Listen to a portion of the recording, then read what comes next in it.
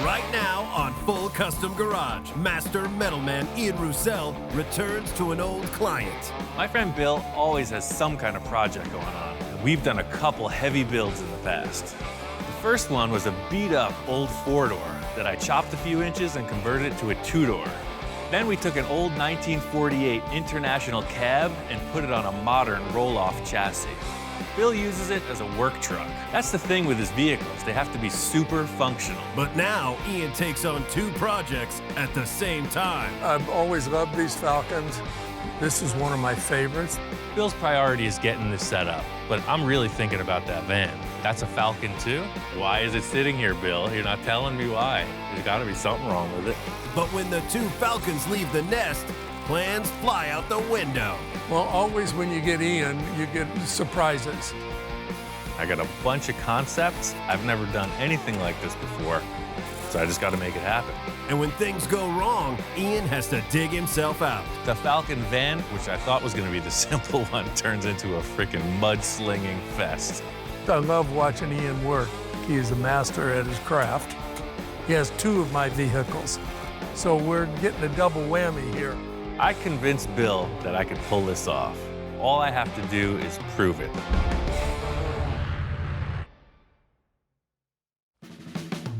I'm up here at my friend Bill's property today. He says he's got a couple Ford Falcon projects and he wants me to check them out. Over the years, I've probably had 25, 30 of these things that I would drag home. Some needed things, some I just flipped, some I just fell in love with and had to have. Falcon? Yeah, that is not the one that I want to talk to you about, but that belongs to a friend that works here and he's building it, but... Yeah, it looks like a good start. Yeah, he's doing well on that. Ian looked at this nice little 62 Ranchero that's darn straight and said, really? We're gonna work on that car? So let me guess, the project you have planned isn't in nearly this good a condition. Surprise, surprise. That's why you're here. All right, nice. Apparently, Bill has got that collector problem. He's got a bunch of cars, he needs to move them, he wants to improve on them. Coming up and checking out this yellow Falcon, this is what I'm familiar with. Bill's got cars all over his property. I think he stashes them to hide them from his wife, because some are in boxes, some are up on the hill. This yellow one is a total basket case. It's really rough. That's not it. Oh, there's a rougher one. No. Actually, it's not bad. This one's real rough. How many more of these do you have? Just have this one in here. That beauty is inside here, Ian. Oh, right on. See? That's my kind of starting point. Yeah. This is not anything like the other projects we've started. Ian looked at it and went, man, this thing is nice. And I was just looking at the tailgate.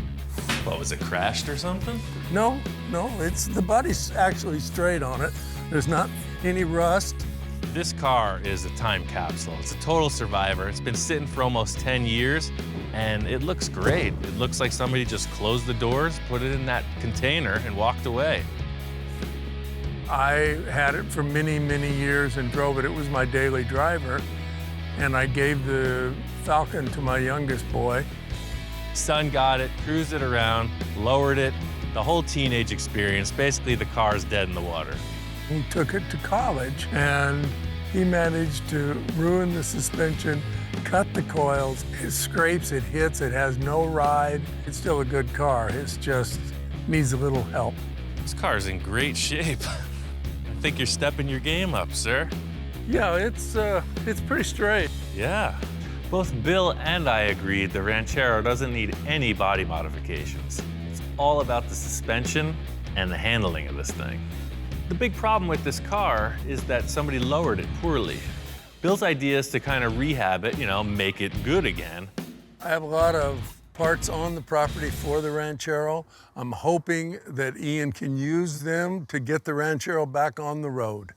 Bill's talking about spicing up this Falcon pickup truck thing, and I see a Falcon van. That's a Falcon too? That is a Falcon. What year is this? This is a 1962, as I recall. That's what I'm talking about. I guess it's an early 60s Ford Falcon window van. It's a short wheelbase. Looks like it was maybe from a utility company or something. It's bare bones inside, but it's a pretty cool looking ride. I'm really thinking about that van. But Bill's priority is getting this truck set up. Well, I'm gonna go back to the shop. You put this on your truck and bring it down, and I don't want to see that yellow one showing up instead. This car is the one we're working on. I can't do a switcher on you? Yeah, right, yeah. You show me this one, and then all of a sudden that yellow thing pulls into the lot. Well, I got this car over here and just did my assessment. I told Bill he's got to come by. If this engine will start, then we're going in a different direction than what he had previously thought. Wow. Last time I saw this Falcon, it was black. Ian went right into it, of course. I've been busy. How are you? It changed color. Yeah. My main concern with this is that it had been painted so many times. I wanted to see what was going on under this weird black paint job. I DA sanded the whole thing with 80 grit just to see what was going on. And yeah, the car's got a couple paint jobs on it and it's got some repairs, but all in all, it's in great shape. We wanted to start the Ranchero, and I knew it would start, and it did. And it always was reliable and ran perfect and needs to be tuned up. So Bill came down to the shop, and I really just wanted to hash out what the plan was. I got a couple good ideas, and I want to talk it through. I think if you made any investment in this, it would be to just upgrade the whole suspension. I mean, that's your complaint, right? They never handled well. So what's your, where do we go? I've been looking online, and it seems like the hot ticket is like a full suspension kit upgrade. My plan of making this car handle way better than stock just led to a bunch of research. I was looking around, I find this company, TCI, and they make a kit that just might work for this. There's a Mustang 2 front end. It's a front clip, has power rack and pinion steering, adjustable coilover suspension. So what it does is it turns this into like a pro street, pro touring car. Well, always when you get Ian, you get surprises. And I'm like, whoa, what's going on here? Is that really a lot of work? From looking at what they have, it's almost a bolt-in. Bill really likes this car, and I know that he's looking to get the sure thing. You know, I got a couple crazy ideas, and all I gotta do is convince Bill to go for it. You know, I've had a lot of experience with Ian. I love everything he's done for me. He's never steered me down the wrong road. It's just writing them checks is a little tough. So I think if we just set it up proper, put a great set of wheels and tires on it, it'll be like a new driver car. You know, you can drive it everywhere just like you used to. Yeah, I love it. I convinced Bill that I could pull this off. You know, all I have to do is prove it. I got a bunch of concepts. I've never done anything like this before, so I just got to make it happen.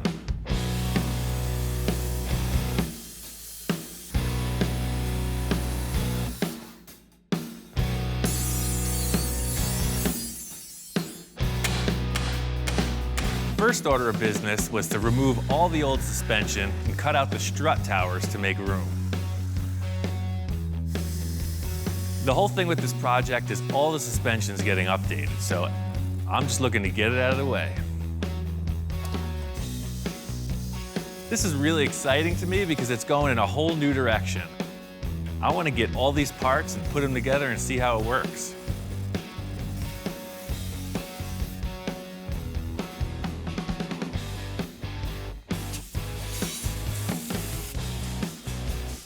I sanded it all down, cleaned it up, and now it's ready for the kit.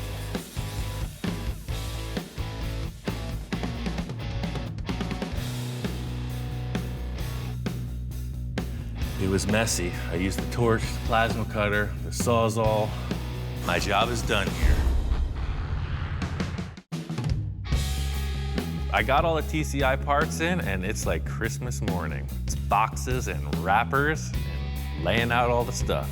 This stuff is totally pro race car looking suspension components. You got disc brakes, lowered spindles, adjustable coilover shocks, the whole 9 yards. The first order of business is to get this front suspension in place. There's a series of bolt holes and guides that you use to locate this, so there's really no measuring. It's pretty straight ahead. Just reinforce these chassis components and then go in with the cross member.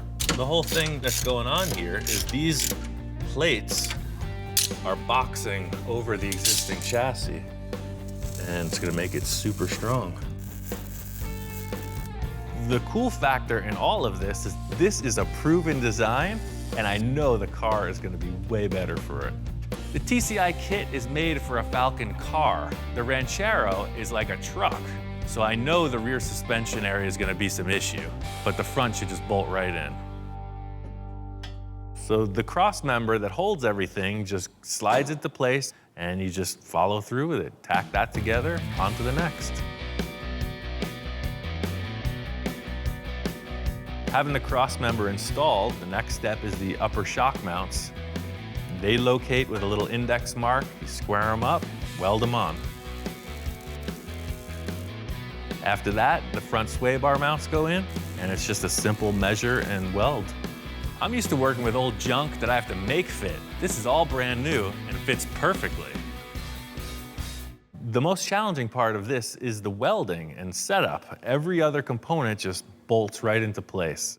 So this is the lower control arm. This is for the driver's side, and that's what goes in first. These mount the sway bar, which is those tabs I just put in. And let's do the passenger side.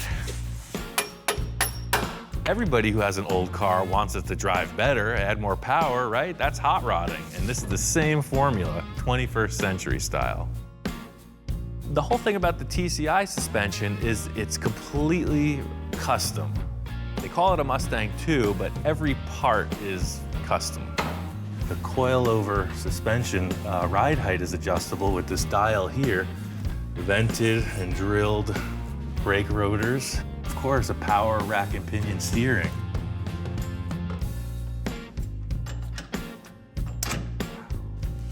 Almost too easy. I need something challenging after this project. So the rack needs to be centered, alignment needs to be established, all that good stuff. What I'm doing is just assembling it enough to get it on the floor, and it's gonna go to the professional. I have other issues to contend with in the rear. There's a couple unknowns for this whole rear suspension. TCI sent over a whole bunch of different components from 2 different kits, so I have to figure out what to use and how to modify them. Knowing Bill, there's been a bunch of different upgrades to this car, and that adds to the big question mark. You know, the axle may be different, the transmission, who knows what's gone on under there. So here's the deal, here's where they went wrong. Lowering blocks are okay, but not hollow lowering blocks. It's no wonder this car handled terribly. Aha. So, there's your lowering block. There's a bunch of stuff holding this rear suspension on. The bottom line is just take it all out. Drop the axle, pull out the leaf springs, strip it down. Only one more to go. That is stuck. What happened is the bolt has rusted to the collar inside the rubber. So see, I'm getting flex, but it's locked in place. This is really bringing it home for me. This is the type of stuff I typically deal with on a project. The whole front side of this car just got me spoiled. But, you know, I got my ways. I got that thing eventually, but it took a while. I know this kit's gonna need some type of modifications. I'm just gonna start off by checking out the rear axle and all the brackets that fasten to it. Right off the bat, I can see that the Ranchero has a completely different axle than what the TCI kit is asking for. So there's a huge mismatch. The Ford 9-inch is your typical go-to axle for a race car. TCI specs this because it's bulletproof. They're hard to break. I could modify these parts to work, no problem, but knowing Bill, he's got a 9-inch Ford up at his place. There's also something that I've been wanting to talk to him about.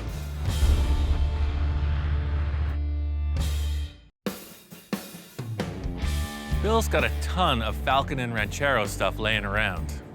He has a 9-inch rear end that's in good condition. It's gonna make this install a whole lot easier. I've got a bunch of rear ends laying here.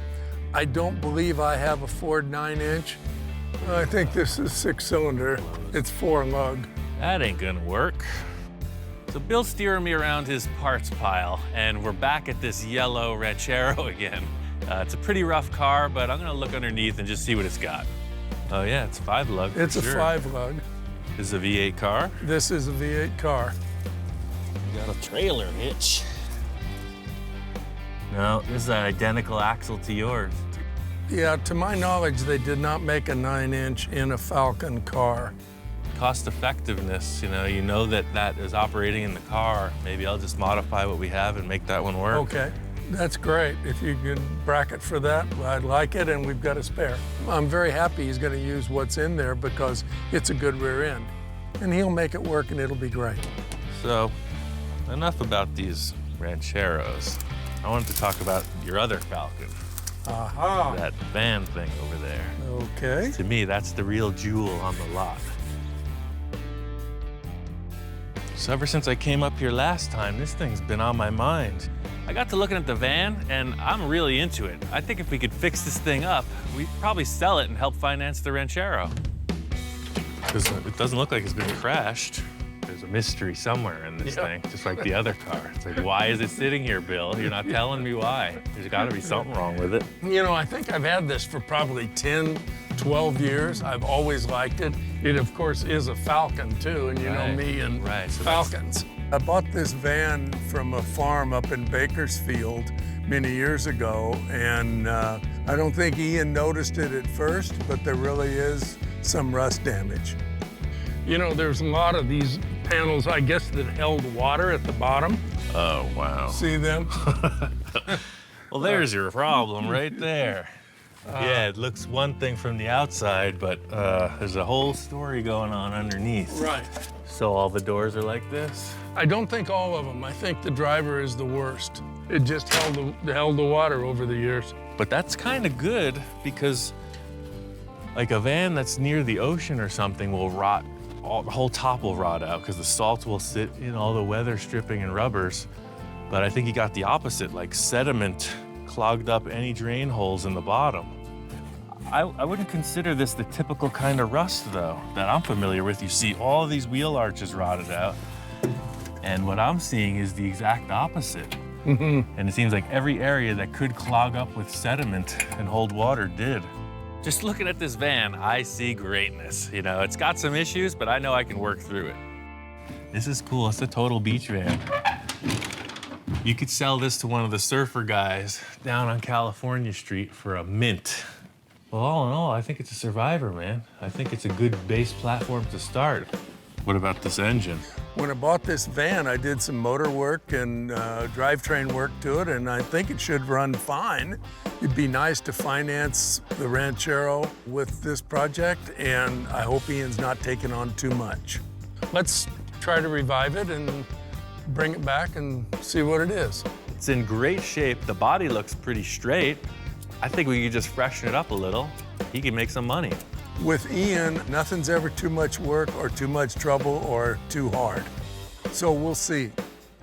Bill loves the idea of getting rid of this van, but he's just a little reluctant because here I am dragging him into another project. So I just got to keep the pep talks going, turn these cars out. I'm locked and loaded. I'll take it down to the valley and I'll give you my prognosis. I came up here looking for an axle, but now I got a trailer loaded up with a van, another project, and I'm heading back to the shop. So here we go, project number 2.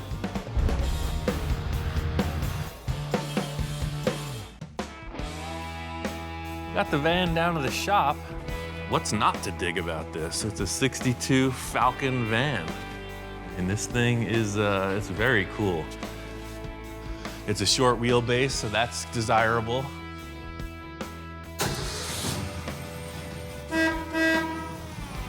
Engine works, brakes work. Just like Bill said, the thing runs great. So it was just a matter of getting fuel and battery, and it runs perfect. Everything about it looks decent, except it's got the cancer. It's got some bad rust issues in it. To me, that's the scariest part in the whole vehicle, because I know what we're looking at is just the tip of the iceberg. I got a couple good ideas on how to get this thing back in action. The question is, how bad is it? All right, so I'm gonna start off on the front, because to me, it looks like it's hiding some secrets. Pull off the front bumper, turn signals, trim stuff. start sanding it. And that's where the story begins. There's a ton of filler in this thing. I'm doing the excavation here, you know, this is down and dirty. I thought I could sand it off, but it just got thicker and thicker. I ended up just cracking it off as brutally as I could. Yeah, it's all pushed in right there.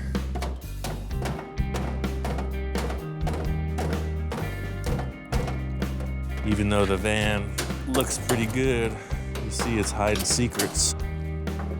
Some of my time in Egypt spent doing exactly this type of operation. I'd say there's been a traumatic event. This van ran into something, and then it was repaired really poorly. The easiest solution would be to get a replacement panel, but I think I can just take this thing, reformulate it, and put it back into place. Yeah, there's definitely some issues here. So I cut this panel out, and I see an even bigger problem. Turns out the inner structure of the van is rusted out. This is your typical can of worms scenario. I was hoping I wouldn't have to get inside, but now we're in, and it's a mess. All of a sudden, it ain't so pretty, is it?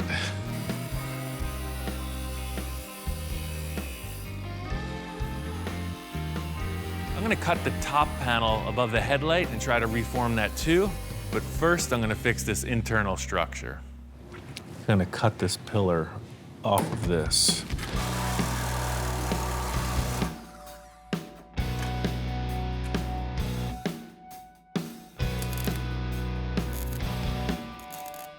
Not only did I just replace this bottom plate, I gusseted it up into the floorboard. It never had this structure, and I made this bottom of the A-pillar just bigger. You see, it's all triangulated, so it just creates this big shape that's super strong. Once I got the inner structure built, it was on to straighten out the panels.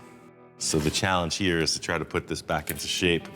I cut it off pretty simply so I can reinstall it, but if you look at it, it's totally caved in right here. You got a nice crunch here, and then of course there's rust in this corner. But while I'm setting this up, I'm gonna give this one some action too, and maybe I could just knock this into shape as well. The cool factor about this is that you're not your typical auto body procedure. I'm gonna fire up this torch and get medieval on it.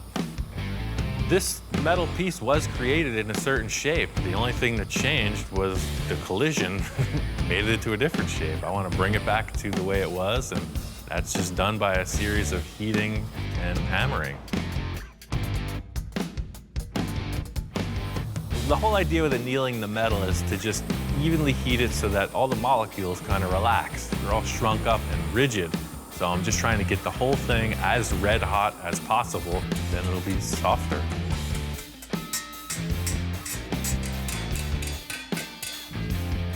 This is way better than it was. The whole idea is I'm just gonna fit it into place and then continue hammer and dollying it. The main point of the collision was obviously in this lower door hinge area, and it's way out of shape. So once I get the sheet metal skin on the front looking good, it's all about the door gap. Just gonna come in with another piece of sheet metal, fit it up, so structure's back. I'm really happy with the way that this metal repair worked out. I mean, this van was not even usable, truly. So structure's back, sheet metal skin is on, a little filler, and it's on to primer and paint. I need to get the Ranchero to be a roller. It's got a long ways to go. I got this polyester style primer from Eastwood. Bill didn't have a 9-inch rear axle. He says the one that's in the car is in perfect working order. So I've come up with a plan that's just going to adapt the TCI brackets to the smaller axle housing. First thing I did was cut off the leaf spring perches and then sanded down the metal to just prep out the axle. The TCI kit is calling for a 3-inch diameter axle tube. This one is only 2 1/4. I'm gonna set up a couple steel plates and make an adapter so that their parts will fit right to this axle. There's really no concern with strength with this adapter. It's thicker material than their brackets, but really it's just about getting all the parts centered up properly. I got the brackets welded on. I'm just gonna get this axle painted and ready for installation. thing is that I need to put this whole unit under the vehicle like this, assembled. So it's pretty bulky. My whole idea with installing this rear suspension is to mock it all up on the table, slide it under the car, and just see how it's gonna work out. I'm taking this approach because I wanna see what's gonna be close enough to work, what I need to modify, and how to go forward on this. This whole kit was designed to work together, so what I'm trying to do is just modify everything as little as possible. You know, the car works great as it is, the suspension works great as it is. I just gotta figure out how to put them together. You can see with my dual jack procedure, I'll be able to elevate this, plug it in. As soon as I lift this thing into place, I could see where the difference lies. Already I'm seeing an issue. The brackets going up that are meant to hit the floor are about 1 inch off. So you can see that this bracket is supposed to be right up against the floor, so it's just about that much. And you can see here, it's the same deal. So this is one thing that definitely needs to be modified. And the good news is that the wheelbase is proper. The axle is right above the bump stops, right where it was. So these dimensions are perfect. All I need to do is set this subframe up inside the car a little bit. The first order of business is this old bump stop that used to be a snubber for the differential. That was definitely in the way because the car is gonna ride so low. First order of business was cutting it off. Second, I just needed to drill a few holes to reposition the rear bracket where the arms locate. Once I did that, the rear fit up perfectly. It was time to move on to the front. All right, so the rear is one thing, but the front is entirely another. This frame is wider than the Ranchero, and it's deeper. I got a plan. I call it a cutting disc, a Sawzall, and a welder. Watch me go. In really thinking this through, it seems like if I just cut off a bit of the front portion of the subframe connector, I should be able to make this fit, and by boxing it in, it'll make it even stronger.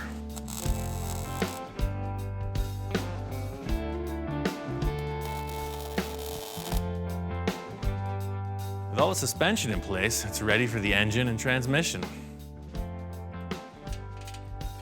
Bill really had a concern about the transmission on this car, so we got hooked up with Monster Transmission, got a brand new, fresh transmission put in there. It's an AOD, automatic overdrive. That's what Bill upgraded this car to, and they had a direct replacement. Doug's headers, these guys obviously know what they're doing. It's all ceramic coated, super nice stuff. But they set it up so that just comes in and the steering rod clears. It's got just enough room to operate, so that's cool. It's really satisfying to get this car in an assembled state. I can't wait to show it to Bill. Last time he saw it, there was a bunch of concepts and a half disassembled vehicle. All right, well, are we ready for delivery? No response. I'm getting a chimp, that's it. You're not holding up your end of the bargain. No, I'm gonna go get a small monkey. It's gonna be way more charming. No, I'm sorry.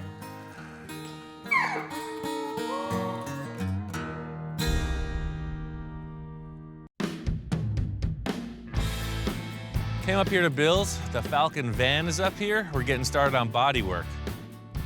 I pulled off all the doors.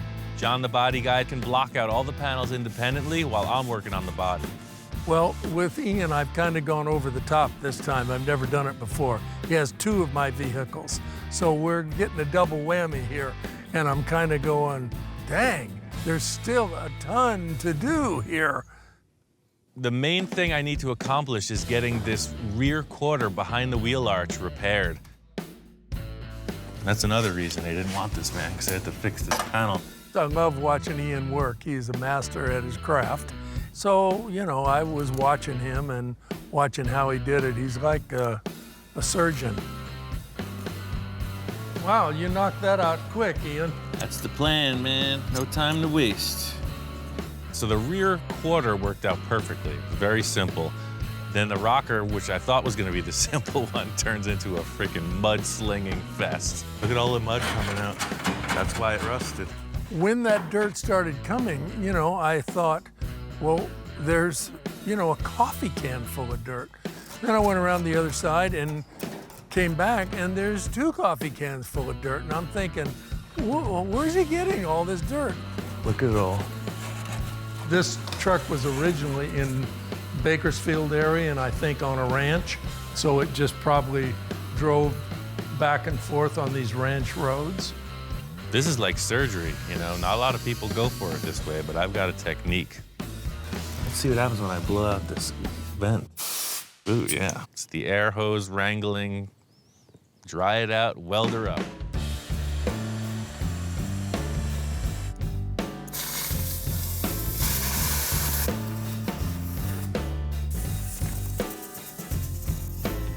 Once I got all the mud cleaned out, I started on the patch panel. I'm gonna concentrate on the metal work, because that's what I do. You can have your gardener come in and take care of the rest of this sod work.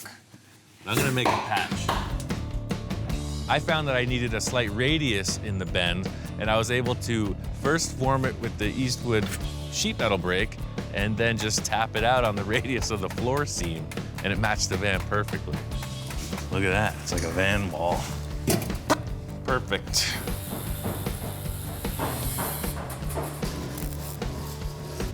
The whole goal is to get this van into primer. So the rust repair is complete, filler is going on. So I think one more day of me welding and John will finish up, then I can primer it.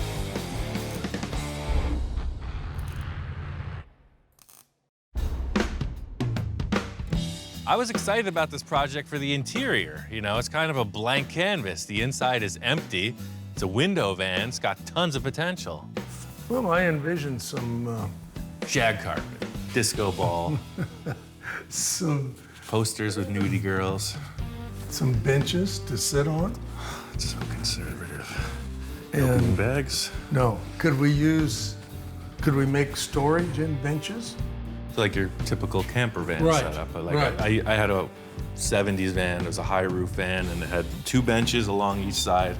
They flipped open for storage. That's and then it was the almost one. like a sailboat where you would just plug the table Correct. into the floor. That's what's on my mind. As we've got more involved with this van, I thought the interior would be nice if it was functional, some storage, and very comfortable to sit in. Ian was talking about a beach-style van, and I think that'd be fun. Ideally, we would just find a couple of van seats and plug them in. That would be the easy way. Well, I think if we build the benches, they'll be custom fit for this. You know, I'll just build it out of square steel tube and we'll face them off because it's kind of a generic shape. But the table's really going to be the centerpiece, however you want to go with that. I have a table or two in some container storage up above that you can look at and Yeah, that'd be see the if you easiest can way. make it Sure.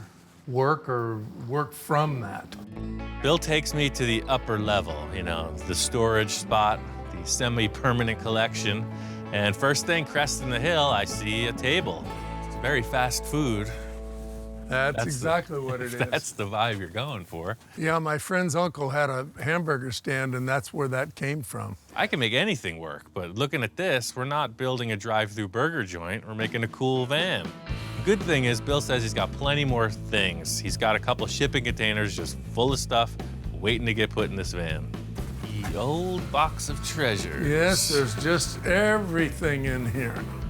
Digging around through the storage container, I'm seeing a washing machine, a space heater, a bunch of car parts, and he's got these 2 tabletops. This one's rough, but we can clean that up, but that's... Oh, it's like a Formica top. That's Right. the vibe we're going for. This one's kind of messed up. We can cut it and modify it, but No, I think I got the winner right here. Look at this that's guy exactly it. with Yeah. this yellow Formica. Well, that's perfect. I mean, it's got that 60s flavor, especially with the metal edge and the Formica. I see no reason why we shouldn't make this work. I can build a couple benches, and we'll use this tabletop. It's the centerpiece. It fits the era of the van. I want this van to be nice. The tabletop's looking good, but I want to put a whole new base on it, get a new pedestal and something to attach to the floor. That was part of my concern is inside the van. You can see it's pretty cramped. So this table proportionally is pretty bulky. but it looks like if we drop it 6 inches easy, then you'll just have enough room to scoot in and sit in here. The van vibe is all about plush interior, carpeted surfaces. I'm gonna make a couple box shapes that will be storage, but they'll also be carpeted bench seats all along the side of the van. I'm choosing to build this out of 1-inch square tubing because it's strong, and I also have a bender that can make a nice radiused edge. In seeing the Formica tabletop, I knew this bender was gonna match that detail on the corner of the table perfectly. That's what I'm thinking. Use that milk crate as a mock-up, just for height. This is the standard mock-up procedure. You see it in everything I do. I got a couple shapes that represent the seats. They're gonna be mocked up on milk crates. Got a 5-gallon pail, an old tire, a couple 2x4s, just stacking parts, seeing how they fit. All the high-tech spacing, you know, this is how they built the space shuttle, actually. You're not gonna have any basketball players in here, are you? No, that's great. I like that height. This is a pretty simple idea, but the whole goal here is to have Bill happy with the end result. I love the benches, Ian, and I really think this was a great call. So the whole mode for the interior on this is just get it done. Bill's got a bunch of stuff here that I can work with, and I'm just gonna try to pull through this as efficiently as possible. Ian and John have done a great job on the van. Bodywork, it needed a little more, of course, than we thought, but they've got it. And exciting today, Ian is bringing up the Ranchero. I haven't seen it before, and I'm majorly excited about seeing it. We're rolling to the lift, and I can see how the stance is gonna be. It's gonna be just awesome. I haven't really got to look underneath yet, but I'm really excited about it.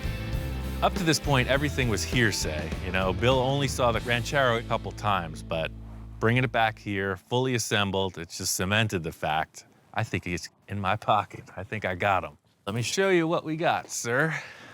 This isn't the Ranchero you're used to looking at. Behold, the new and improved. It's just amazing. Coilover shocks that are adjustable. Then to not modify the floor, they put this huge, they call it a torque arm. So the top of the differential comes down through these adjustable heim joint links, so you can adjust your pinion angle. Oh my gosh, this thing is gonna be like a sports car. This is gonna drive like a totally, totally different vehicle. Yeah, race car stuff. Look You're at not- this sway bar. Yeah. You remember your little Monte Right, Carlo right. bar? Well, this is gonna do it the right way. I think Bill was just kind of tripping out on how techy everything was. Well, you made it sound pretty simple, but This front end was simple. This was a one-day job. The rear and the center section were a bit more challenging because I had to modify the floors underneath. well, this is beautiful. I've never really looked at all these fancy suspension things. Now I got one, and I can look at my own, and pretty exciting. The only thing more exciting than seeing it today, which is pretty incredible, is the first time I fire it and get to drive it. Yeah. On the next episode of Full Custom Garage, Master Metalman Ian Rousell continues the transformation of the two Falcons. I didn't tell Bill when I was returning or what I was doing or what color I was painting it. It was like a surprise reveal. Wow, and this is the cool finish. But Ian's client has his sights set on selling the Falcon van. Ian's always full of surprises, and my wallet is getting empty. The whole deal with this van project was, hey man, you could make some money and recoup on this investment in the Ranchero. I got a million ideas, but there ain't one done yet. With the pressure on, Ian calls in some help from his friends. Jack comes by. He's the upholstery guy. This is really nice. Yeah, the only thing that's going to determine the final tone is we have a shoe test. A shoe test? I'll be right back. What's There's a lot going on to finalize both of these projects at the same time. My friend Bob's in town. I'm here to help. Let's get this baby done. I'm pumped. Ian, What? I'm stuck. Help me out of here. It's all that hair gel. We're getting Ianized, and I think I have somebody that's interested in buying it. I like cars. I like cars that have motorcycles in them better. And with the van sale on the line, things are heating up with the Ranchero. I'm just holding it together, you know? I'm turning dials, ringing bells, blowing whistles, the whole 9 yards. Bill's looking at me a little cross-eyed because all he hears is this clunking, chugging engine. It's smoke pouring out of it. I gotta pull this off.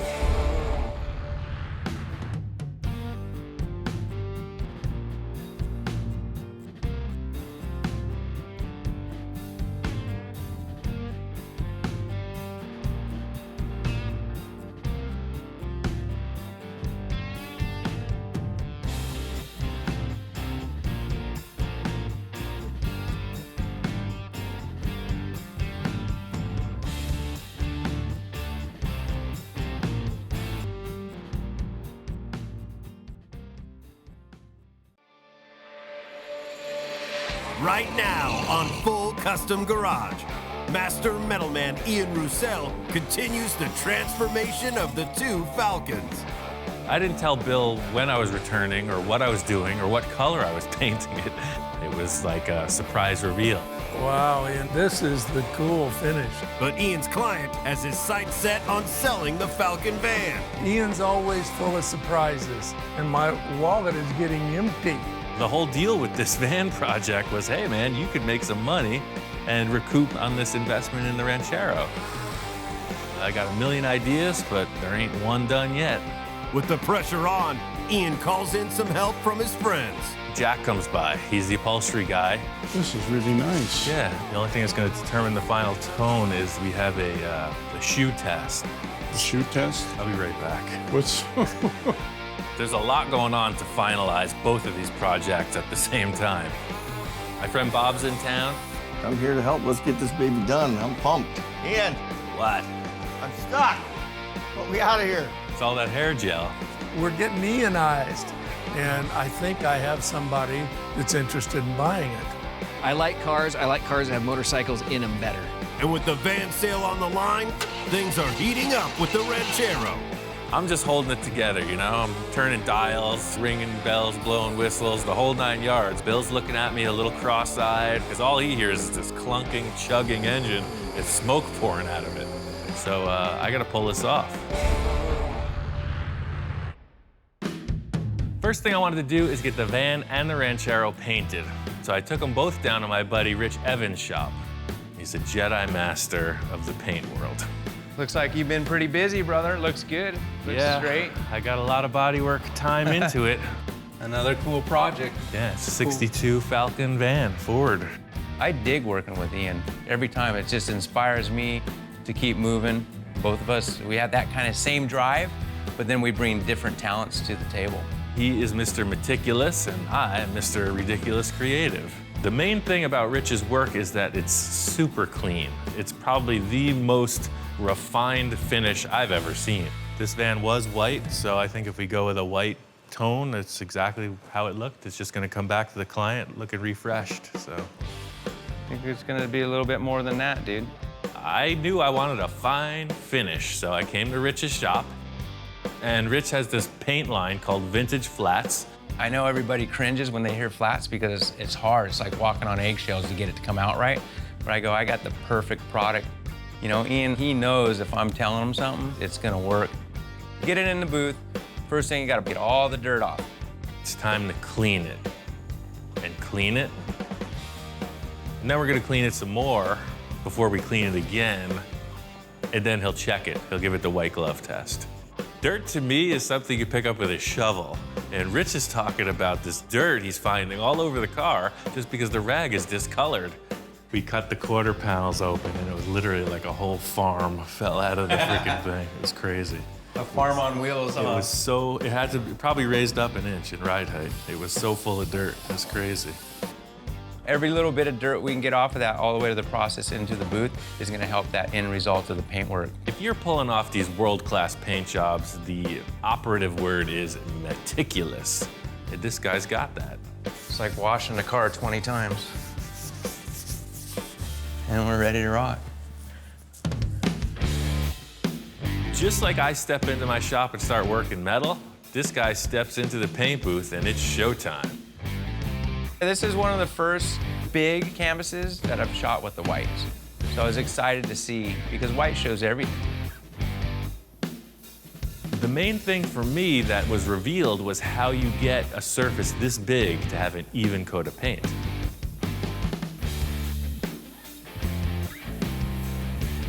We got the van painted and let it cure. I'm excited to check it out. Aha. There it is. Opening the doors, the van looked great. I was pumped. Ian was pumped. It did totally mellow out. I thought it was really glossy, but that's perfect. This is exactly what the van needed. It's a perfect finish. This thing is looking clean. Kind of makes it look easy. I'm gonna bring in that Ranchero and see if I can't do something about this good. Rich was kind of wondering what I was doing with a stock car, but showing him what's going on underneath, he understands. If Ian's been under a car for a couple weeks, there's something trick going on, for sure. I looked under there and that suspension looked like it was set up for the track. I was blown away. I'm just like, man. Rich recommended I put a sealer on before the top coat just to keep everything separate, keep the automotive paint away from the old base coats. I picked out a color that I think Bill's really gonna like, and I'm excited to paint it. What I'm doing is pretty tricky. I got the idea of using this base coat that has a pearl in it. It's a metallic finish. By putting the vintage clear on it, it's gonna kind of make a frosted effect. We're knocking projects out. We got the van sitting here, we got the Ranchero sitting here. It's a great journey with Ian every time. I didn't tell Bill when I was returning or what I was doing or what color I was painting it. I took it up to his place. It was like a surprise reveal. Howdy. Wow, I've returned. very cool. This is the cool finish. Very similar to what you did on the big truck. Well, I knew how you liked that, yeah, and that's the thing. Wow, Ian, that's just great. I knew that how hard Ian worked on this thing, and the body was so straight and it looked so nice. Ian did a perfect job. I was relieved. Kind of took a chance on this. I didn't tell him what was up, but when he saw it, he really liked it. Beautiful. Bill was happy to see the Ranchero, but I could tell all that was on his mind was getting this van ready to sell. I think I have somebody that's interested in buying it. So see if I can set that up and sell that, and that'll help fund wherever else we're going with this. Bill wants to get this van done. There's a ton of work to do, so I gotta get on it. Paint on the van is perfect, so it's back into the interior. This is what it's supposed to have looked like about 3 weeks ago, before all the rust and collision issues. It's supposed to be a simple flip, and as usual, it's more work than we expected. Just to reestablish where we left off, threw a milk crate in the truck, put the seat top on. It's the way NASA does it. We touched a couple critical ideas about the interior of the van, and that was these 2 bench seats and a table. The rest is up to me. The whole idea with this interior is that it's modular. You're gonna have these seats, but in the end, if you need more room, they just unfasten and you can put lots more stuff inside. I keep calling these seats, but they're actually storage boxes. There's gonna be a face and 2 end caps. The lid will hinge up. So you have this open span here to just throw your fishing gear, surfboards, anything you need. Got these aluminum piano hinges from Industrial Metal. I'll put 2 pins that'll keep it indexed when it's shut. That way they just won't be flapping around when you're driving, but that's the story. Come on. Inspect the welds.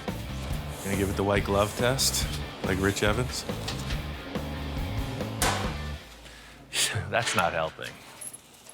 One of the main things I think would improve this van is just to get it quieter. I got this stuff from Eastwood. It's a sound deadening mat. It's kind of like a giant rubber sticker. The whole idea with this van is that it's a giant tin can, you dig? So when you put this stuff on there, right? The van's a rockin', don't come knocking. When I'm not busy welding, fabricating, doing body work, sanding, and painting, in my spare time, I do a little woodwork.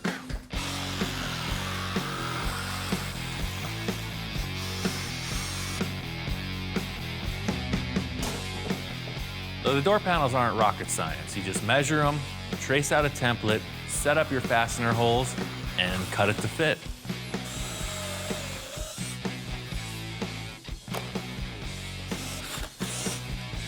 You don't even care. Lost interest after 30 seconds. Jack's coming by tomorrow. I want to show him my idea for the interior and see what it's going to take to make this thing happen. While I'm in the middle of this, Jack comes by. He's the upholstery guy, and him having his input on how I set this up is pretty important. Yeah, you can see I did a little work to it. Gee, a little. We buffed it out a little. Redid the whole thing. Yeah, remember it had no face? This is really nice. Yeah, it's gonna be all right.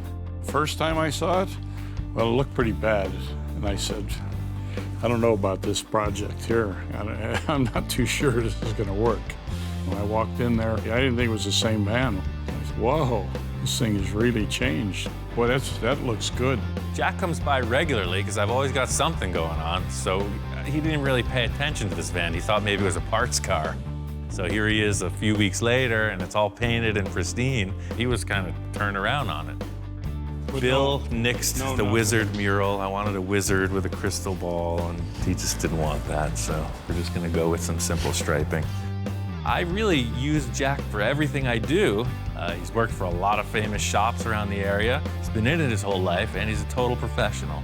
It was supposed to be a really mellow restoration just to sell it, but he wants to go off a little on the interior. See how I'm framing out those bench seats? You make some cushions for it, long cushions? That's gonna be up to you, what you I think. can do that. He's talking about window curtains and a couple bench seats, and he's got a table that I'm gonna install. Well, the whole vibe for the interior of this van should be kind of mellow, Southern California, surf culture type of thing. So I just want it to look really cool, you know, not typical. So see what these benches are? We put some like on that. it. Oh, yeah. They lift up. Oh, this is gonna be all carpet. Yeah, the whole I deal, see, yeah. okay. He's been doing this for so long, he's seen it all. So I just kick back and forth a few ideas with him, and he comes up with the process. I've got some wild ideas. If I did the modern style interior now, it just wouldn't look like a 60s deal. I got some work to do before the van's ready for Jack, but I'm glad that he liked my ideas.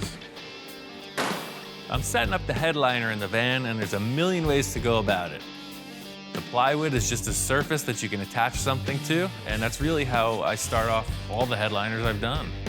My whole task here with this van is to make it look as cool, as creative as possible without breaking the bank. So you could go to town and stitch on this headliner for a month. I think I could do something in an hour and a half that's gonna look just as cool. So, all the interior upholstery panels are going to Jack, but the headliner is not.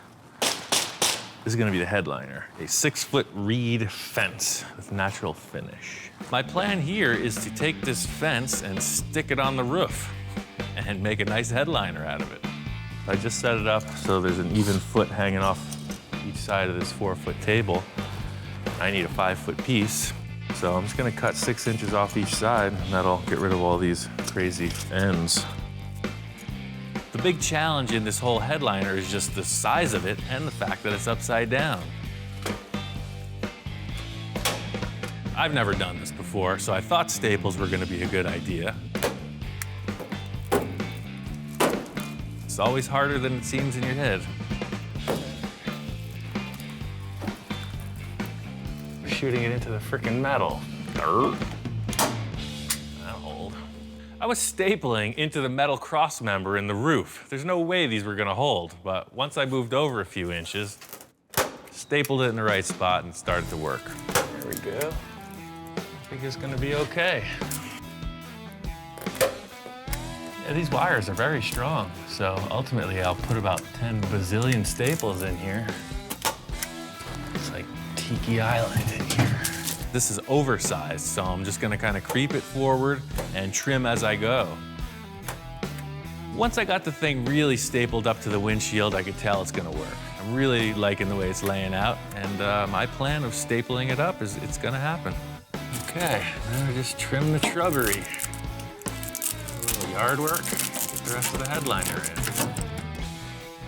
How can you not like this? I mean, if Bill has something to say about it, I think it's gonna be What a great idea. I'm surprised I didn't think of that. Getting this interior headliner in is the first step in the finished look of the whole interior concept. This bamboo fence as a headliner worked out pretty darn cool. Surf City, here we come. But today's gonna be a bit of show and tell. Bill's coming by. He hasn't seen the paint job yet. He's bringing a friend who's a potential client. Maybe somebody wants to buy the van. I probably haven't seen the van for about 2 weeks. Came down expecting to see the paint on this, and I came in the door and...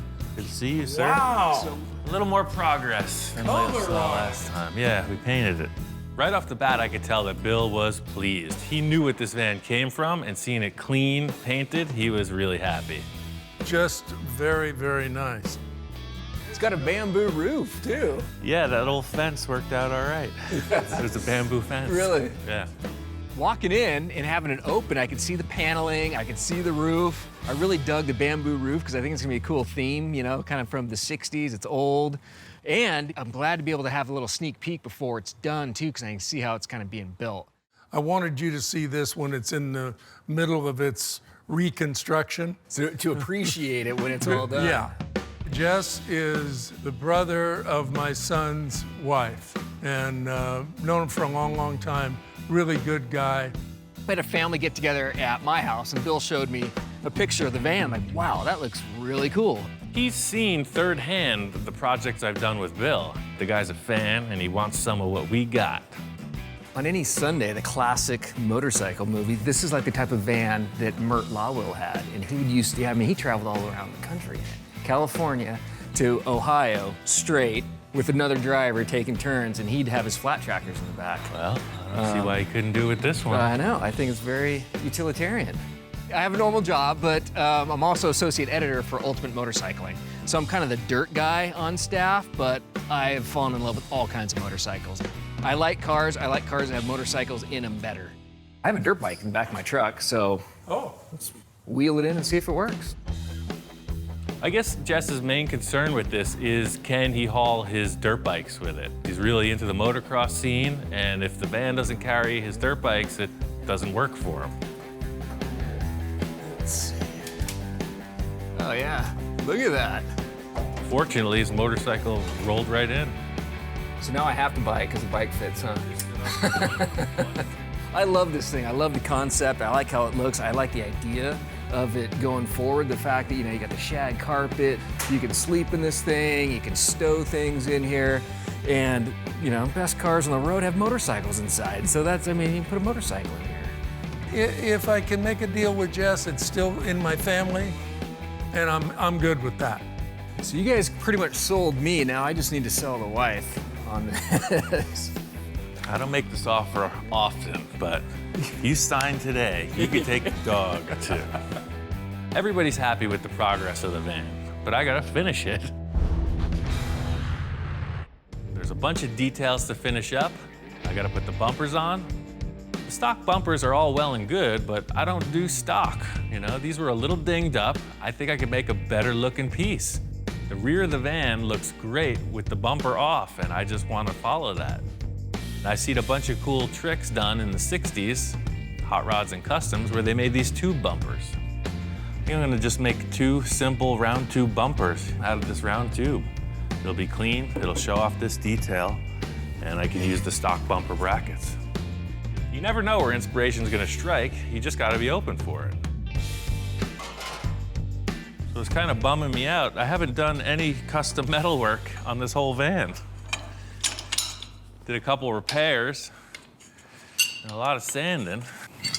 Not an interior guy. I get my hands dirty.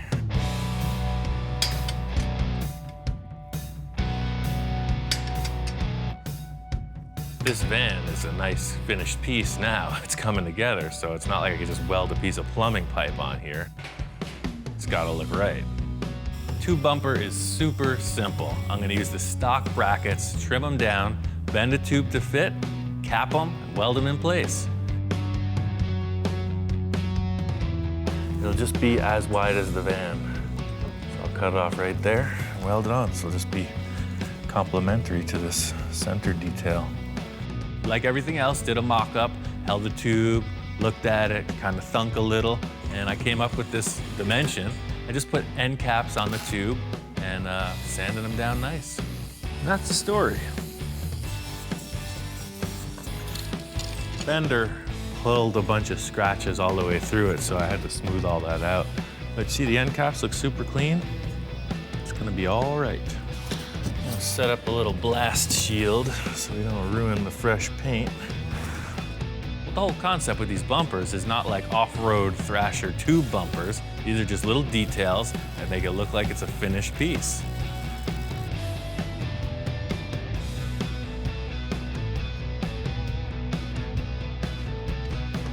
These are a little more artsy than your typical utility style bumper. You know, you say tube bumper, you think of one thing, but these are just cool little Nerf bars, end caps, sanded out nice. It'll be a clean look. Pretty simple, right? It looks super cool. That took me about 1 hour to do all 4. I really like the finish that the sander left on these tube bumpers, so I'm just gonna clear coat them. I'll probably paint the brackets black so they look like they're floating. See, the whole thing here was like you had this big, bulky, squared off bumper. Now you're just showing off the shape of the body. And that's pretty cool. It's crazy. I always say that the engineers had their own plans and then they got covered up. The rear of this van proves it. The surround for the license plate is this awesome little detail. It looks like something that's custom, and they put this plain stock bumper over it. I don't even know how this happened. It was a Zen moment. It just said, become, and they became. It was like I was a vessel. I was just a portal for this divine energy. You see what happens when you open yourself up to that. You got 2 nice bumpers.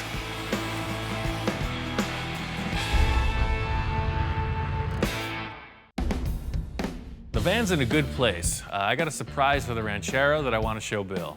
Oh, look who it is. Hey, dude. The name of the game with this car is Driver. Updated, modern, everything. The suspension is there. It's time to get into the engine and make that happen also. I got a fuel injection kit and electronic ignition from MSD.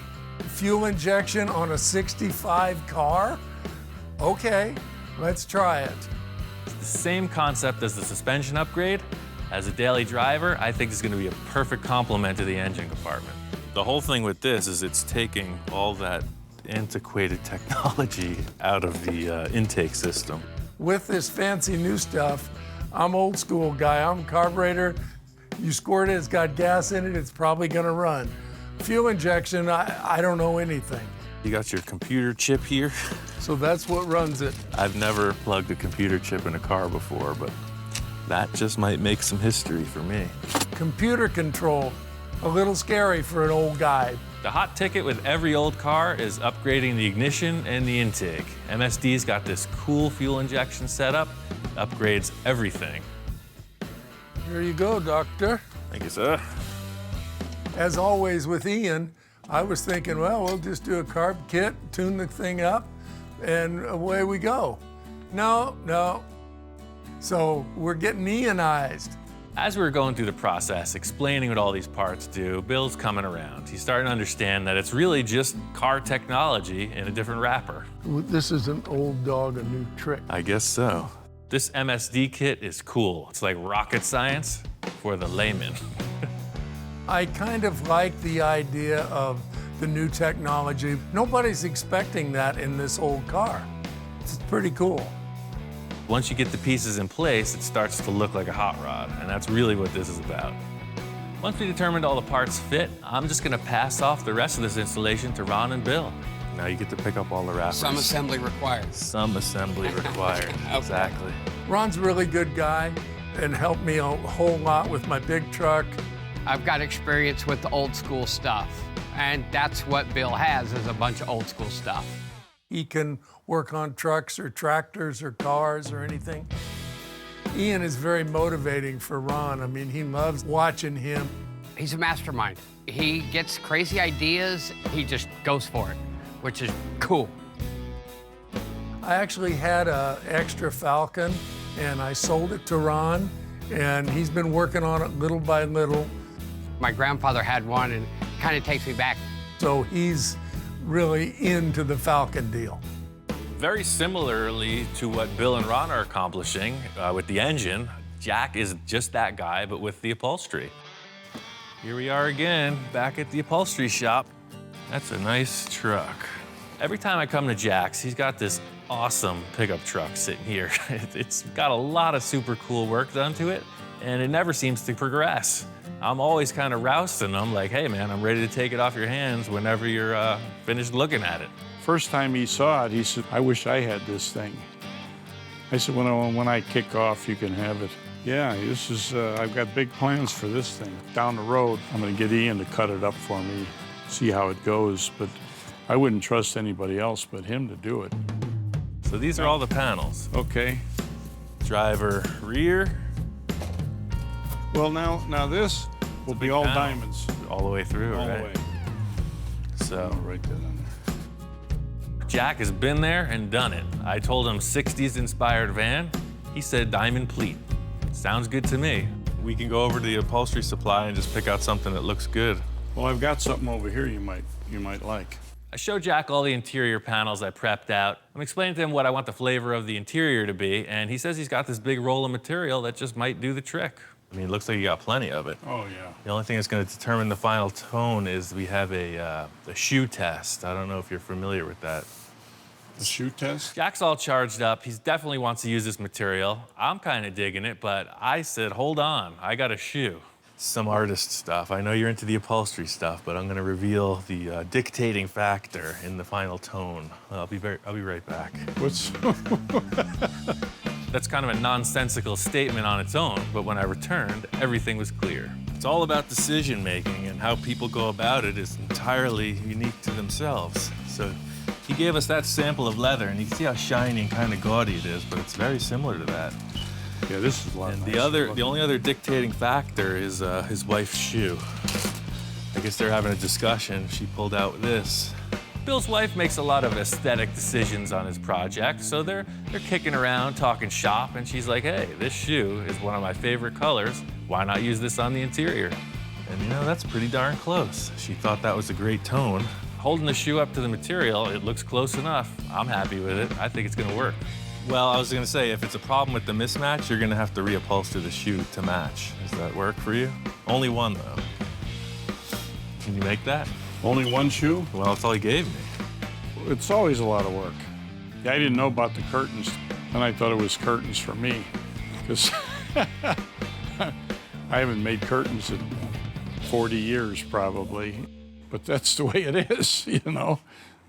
The other car, the Falcon Ranchero, I have all the parts for that, too. In addition to the van interior, I kind of double-teamed him with the Ranchero interior, and he's all cool with it. He knows I'm up to good stuff, so he's on board to do the seat and door panels for that. I'll get those done in no time. They're going to be a lot simpler, I think.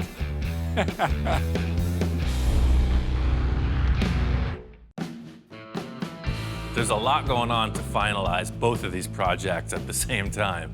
So Bill and Ron are on the engine on the Ranchero. Jack's getting down with the upholstery on the van. My friend Bob's in town. He's gonna do whatever it takes to help me get this thing done. What you got going on here, man? Making vans. I don't really tell Bob what's going on in the shop. You know, I always like to surprise him. He's thinking sometimes he's gonna walk in and see a flying saucer in the middle of the room or who knows what. I didn't know what to expect. I just knew that normally if he's working on one thing, it's wild and crazy, so the thought of that wild and craziness times two really had me on the edge of my seat. He likes the old school van thing for sure. So he came in, checked out the interior. That's a great idea for the headliner, man. The whole idea today is to get a lot of progress on the interior. The carpet's got to get laid in. There's these boxes that are for the seats that have to get paneled out with carpet. So it's really just all loose ends. Well, man, I'm here. I'm here to help. Let's get this baby done. I'm pumped. So this is kind of the vibe for the interior. I got this roll of carpet. We're going with this indoor-outdoor carpeting. Still got that 60s vibe, but allows you to either haul stuff or go camping. Either way, it'll work. And then we got this vintage table that was up in Bill's back 40. So it's kind of your old school diner looking thing. It actually came from a fast food restaurant, so. The whole interior of the van is designed to be modular. So this table I picked out is gonna have 2 locations it can locate on the floor, 2 little posts. You'll be able to just pop the table in and out of the van, depending on how much interior room you need. Right off the bat, I knew that this table was big. You know, it's from a restaurant, and here we are putting it in this little van. It's a number of things. I mean, first of all, I'm too big for the van. The table's too big for the van, and then Bob gets in and the whole equation is blown. That's kind of it. That's all you're gonna do in here, is that whole setup. So you're not really relaxing with a beverage, right? You're kind of in the prison van. At least I won't have to worry about spilling the food in my lap. Exactly. It's clearly an issue here. It's gonna need to be remedied. Obviously, this table's way too big. Gotta fix it.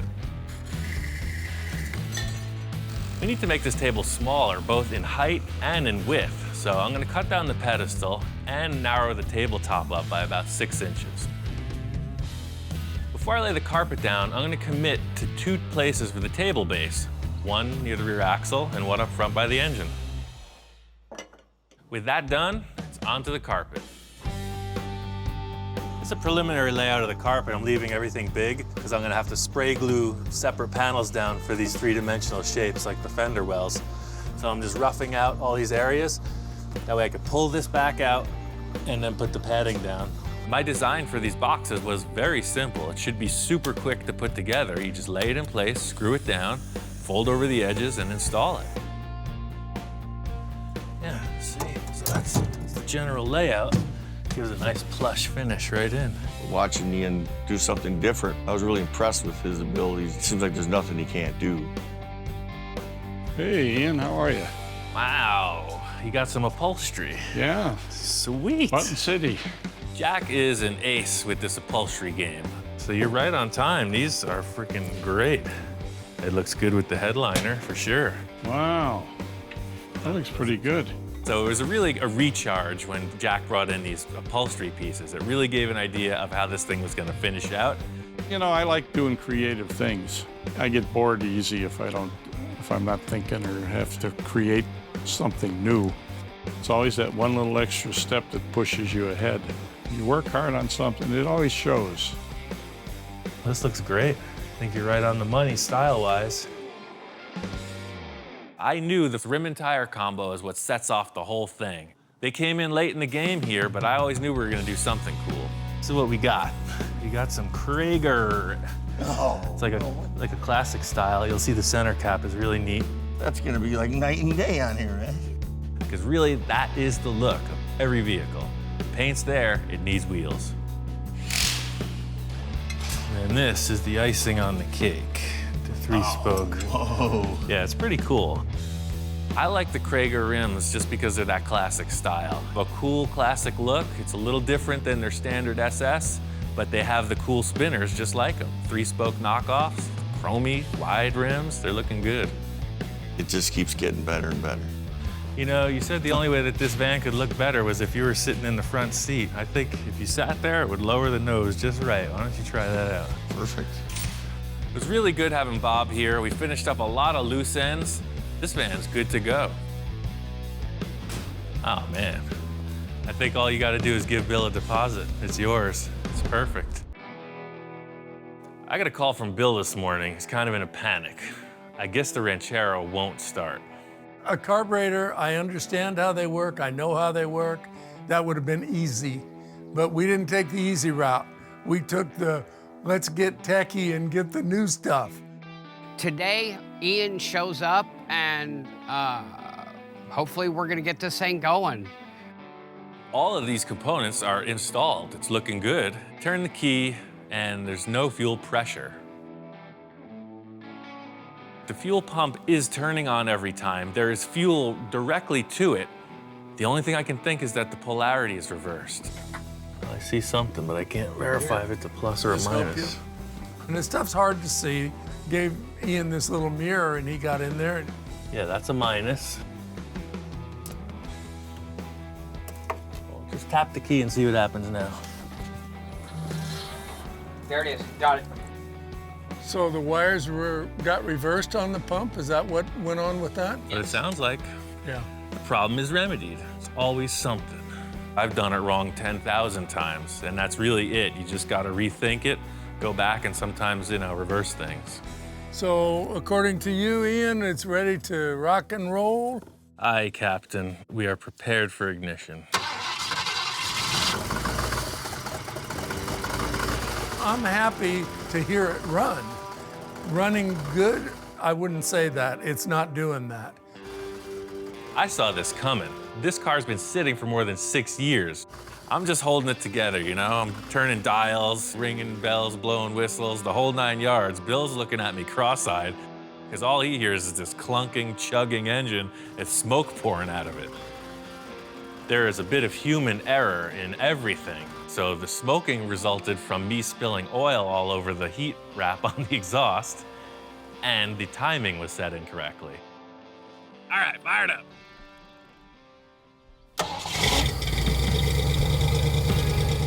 Once we remedied both of those, the thing ran like a brand new car. With Ian, he's always got some tricks up his sleeve, that boy does. There's a few more things to wrap up. This Ranchero's almost done. I can't wait to see it on the road.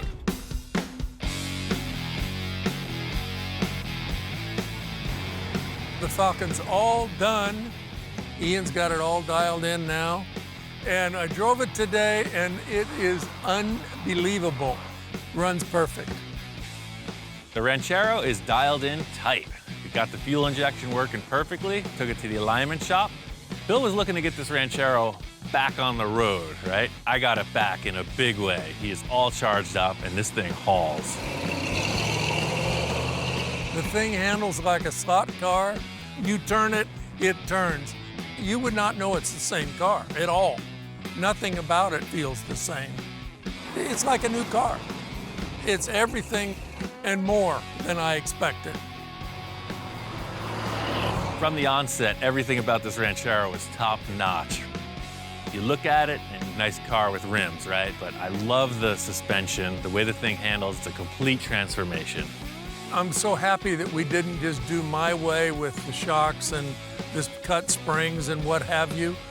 This is an over-the-top deal, but the car is over the top now.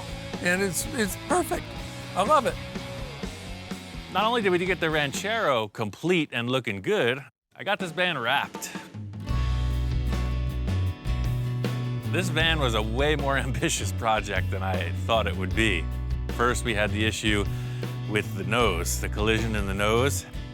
It had to look nice, so it just escalates. Ian did his double work, as always, and it's really nice.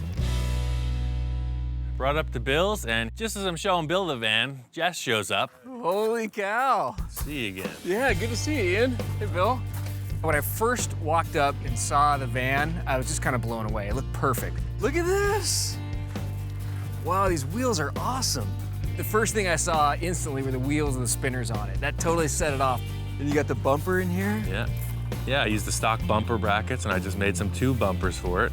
The details that Ian did on the bumper and the mesh on the front end, everything kind of ties together. He really loved the bumpers and the rims that I chose, but it's all about the interior. Yeah, so I had the upholstery guy get down on it. So Oh my God. a little nicer than it were. Oh, this is amazing. When I opened up the doors, it was just like, opening up a treasure chest, right? It looks like a plain white van on the outside, but the interior is all fitted out. It's deluxe. They put curtain rods in there. Holy cow. Yeah. So this is the Pendleton Yeah, the flannel? authentic flannel. The inside, that really blew me away. The upholstery with kind of that diamond tuck and the buttons on it just looks perfect. Yeah, and everything works together with, kind of the bamboo roof and the curtains and... I think he was a bit in awe, actually, because of the transformation of it. Wow. This really turned out way more than I expected. The interior, for sure. Because the exterior, I didn't see the bumpers and the wheels, so bumpers and wheels totally show it off. But the interior, this thing was just gutted, right? There was nothing in it. There was nothing in it. It was just a little sample fabric. Right. So I'm really impressed. I can't wait to take it to the beach. Let's drive it. Good, let's do it. Let's close the doors up and jump in there and fire it up. Oh, and we're off. So looking at the van from the outside and the inside and kind of being a spectator is great. The aesthetic is totally there. It's everything that I want. but it's not the feel of driving it. And so once you drive it, I was sold. Having that really big windshield, I mean, it's kind of like a bigger view of the world. And you're sitting up front, so you're in it. You're not behind it, you're in it. You know, elbow out the window. I mean, it was a cool experience. You know, I've always wanted to buy a van since I was 15 and a half, 16 years old, never bought one. Everything's lining up. I created all these little kind of tests and barriers that would have to be accomplished before I could decide whether I should buy it or not. So Bill, last test. It's gotta fit this bike. Okay. We already know it fit the Yamaha. Let's see if it'll fit the KTM. The final one was, will it fit my dual sport motorcycle? Ooh, it makes it. Perfect. We're in. We're in with about a ½ inch to spare on either side, and that's without compressing the forks. Very good. That was perfect. And then literally, I think you just throw cardboard down. So it passed the final test. It did pass the final test. So I've got butterflies. I really, really want this thing. It's really cool. Jess loved the van. His motorcycle fit. He wants it. All right, let's back her on down. I'm very happy with the Ranchero, and I'm extremely happy that Jess is going to get the van. It's been a lot of fun. Both of these vehicles turned out great. Bill is another satisfied customer. His client is all charged up with a new van, and I'm on to the next.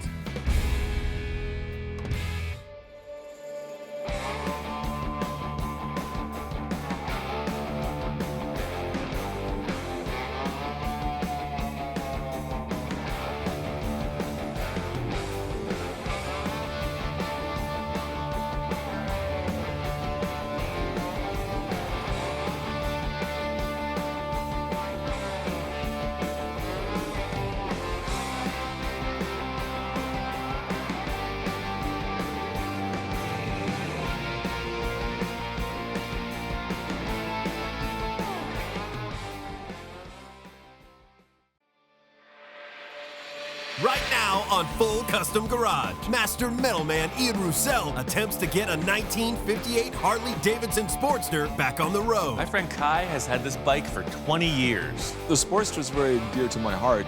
I would really love to have Ian put it back the right way. This thing is like old school. It's legit. Looks just like a lot of the other projects I get involved with. It's just a pile of parts. Well, that's why you're the man for this project. I think this is going to be more of a custom bike than a restoration. With his wheels spinning, Ian kickstarts his own bike. I want that. You want that? Yeah. Pure potential. This bike is going to be way stripped down. Race style. He's just totally taken the hard road here. This looks like it's from another planet or something. It's so much easier to start with something cool than start with something butt ugly and try to make it cool. And with 2 projects on the line, it's a race to the finish. Kai's got that look in his eye again, and I'm thinking, you ain't seen nothing yet. Whoa, whoa, whoa. I'm over here at my friend Kai's house. Kai hasn't told me much about this project, but I know he's always collecting. He's buying and selling bikes all the time, so I'm sure it's gonna be something cool. Well, you know, my 58 Sportster, had it for years. A little worse for wear. What's going on with this thing? Well, I got it a long time ago. Had the bike for about 20 years almost, I think. It's a 58 Sportster. I tried to restore it at some point and got to a certain degree and then finally gave up because I ran out of A, money, and B, time. You're not even gonna ride this, who are we kidding? I'll ride it. You ain't going nowhere. I'll take it to a bike show, how's that? I see what you're riding. Look at that thing. You're outed. Well, that's not mine, that's a test bike. I've been with Easy Riders or Paisano Publications for going on 30 years. As an editor, as a writer, as a photographer. It's all about motorcycles. I get to ride brand new bikes almost every day. That's an Electroglide. It's got GPS, AM, FM, the Weather Channel. And it's, The Weather Channel. Everything you want. I don't think this has GPS. No. Or an AM, FM stereo. And I wouldn't want it to. Yes, right. That's what it's all about, 1958. Yep. The cool factor with this Sportster is it's legit. Any part of the world, this thing is like world-class, old-school Harley-Davidson. So obviously it's been changed to a hardtail. That's pretty much what you're looking to do. Just simple, slick, bar hopper style. Just really just something very simple. Looks just like a lot of the other projects I get involved with. It's just a pile of parts. Well, that's why you're the man for this project. Yeah, there's more here this time than the last one. So do you have anything else for it? There's some parts in the corner there. Kai knows what motorcycles are made of, and he's made a point to collect a bunch of stuff. He's got like 3 or 4 different carburetors. Looks like a bunch of different years. He's got a seat. He's got a few other things, but I think this is gonna be more of a custom bike than a restoration. I just don't want a whole bunch of junk on my bike that he finds wherever, you know. I just wanted as period correct as possible. This is cool. It looks like that engine is definitely seen some love. Well, when I originally got the bike, it was a runner. And so after sitting around for a long time, I wasn't sure if the engine was gonna run again or not. Ian kicked it over, there was compression, so it's a good sign. So, what would you want for this? I want that. You want that? Yeah. That. You want that? Yeah. Okay. Naturally, I'm entranced by this early Harley, but just over my shoulder, there's a police motorcycle. KZ1000, that's a hot rod. I've never really ridden it. I've had it for a little while. Apparently Kai got this in a trade or something. I guess his buddy picked up a few of them at the auction. It's a typical scenario. These police bikes get decommissioned after a certain mileage, and somehow Kai ended up with one. This is a KZ1000. Did you ever see Road Warrior or Mad Max? Yeah. Well, that's what's going on underneath here. Right. I'm just not a big Kawasaki guy, you know? I'm not a big Kawasaki guy either, but look at that engine. When Ian said that he was also interested in the Kawasaki, I was a little surprised. I didn't think Ian would even want it. For me, I appreciate the aesthetics of a Harley. Yeah. You know? Well, there isn't right. much aesthetics going on here. No? What do you mean? You got a utility box? It's almost like your Harley. You got 2 on the side, 1 in the back. Okay. You've got the Harley mentality. This police motorcycle isn't in your interest at all. And I'm thinking, this thing's got potential. I could get to work on this. This thing's groovy. It runs, though? Yeah. Start her up. It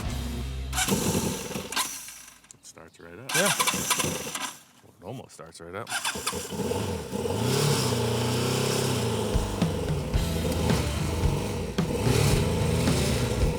Sounds good.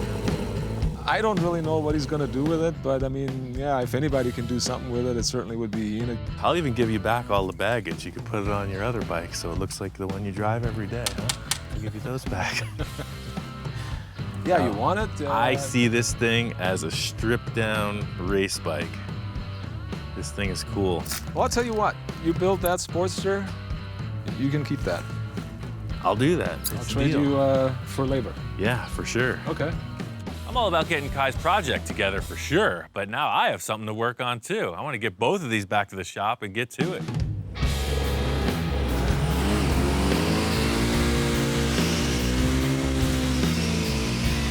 Got both of these bikes back to the shop, and I just wanted to be sure that this thing Kai gave me was a runner. I'm all about this deal we made, but I want to be sure it's a driving motorcycle. I figure if it doesn't detonate in the first 1 minute of torture, it's a keeper, so this is the test. You never know what you're getting into, and I just want to confirm my suspicions. This bike is a rocket ship. You gotta get all this extra stuff off of it. First order of business is to pull off all of this bodywork. All I was interested in this bike was the mechanical capacity, and it's a runner. Everything else is gone. My idea for this bike is to create a new fairing and a couple little body panels. I don't want it to be like a stripped down street fighter outlaw looking thing. I want it to look more like a cafe racer. Pure potential. Kai's bike is requiring an oil tank. I'm sure he'd like me to go get a motorcycle oil tank, but that's not in the cards. My friend Gary's got a bunch of stuff. You can come up with any term you want, a connoisseur, a hoarder, whatever. Not only does he have a shop full of cool old stuff, he's a motorcycle dude. I was neighbors with Gary for over 10 years. He's the go-to guy. When he first moved in, he worked on numerous different projects, and they're all very interesting. I couldn't keep my nose out of his business because I wanted to see what he's going to build next. Just like with any of my friends or clients, I'm always keeping an inventory of the good stuff they've got. And I know what he has. Just got to find it. Any shape is usable in Ian's world. And I have a lot of odds and ends here, and that's why he keeps coming back. Hey, look at that. Oh, you're holding out on the good stuff, man. That's an oil tank. That's perfect. An oil tank. Gary's speaking the same language as me. Right off the bat, he pulls out this stainless steel tank. It's ideal. It's just too big. Well, this thing is cool, but if it was like half the size, because the whole tank should be about this big. He starts pulling out all these different cylinders, canisters, just tubular shapes. Here's another piece, but it's got 3 holes in it. That size is ideal. Well, you want more of these, this size, I have a box of them out in the yard. The only thing with an oil tank is that it is liquid tight. I think these things are perfect. The fact that they're stainless steel means they can be polished, and what's not cool about that? Look at that. There you go. That's freaking exact fit. These things look like little freaking pieces of a spaceship or something. What are they? No, actually, they were just water filters. So there was an element that goes inside. Early years of water filtering. This was a hot item. Gary had bins of these shapes, so I grabbed a bunch of them, and I'm gonna figure out what I need to do to make it work. When you look at most old school choppers, rigid hardtail style bikes, they have like a round oil tank. That's just what looks cool. This bike is a vintage style, period looking thing, and I thought these water canister filter things were gonna look perfect. I cleaned up Kai's bike and painted the frame. This bike is stripped down, very similar to what I'm doing, so you see all the mechanical components. I want this thing to look clean and right. I don't see an oil filter anywhere on this bike, so that's something to consider when you're building an oil tank. Any bit of abrasive, any steel filing, anything that happens when you're building a tank and is left in there is gonna go down to the oil pump and ruin it. So it's critical that there's nothing in here, no dirt, no nothing. It is maybe some junk on Kai's bike. I think I'm gonna fool him. I think it will pass the period correct or whatever test he's looking for.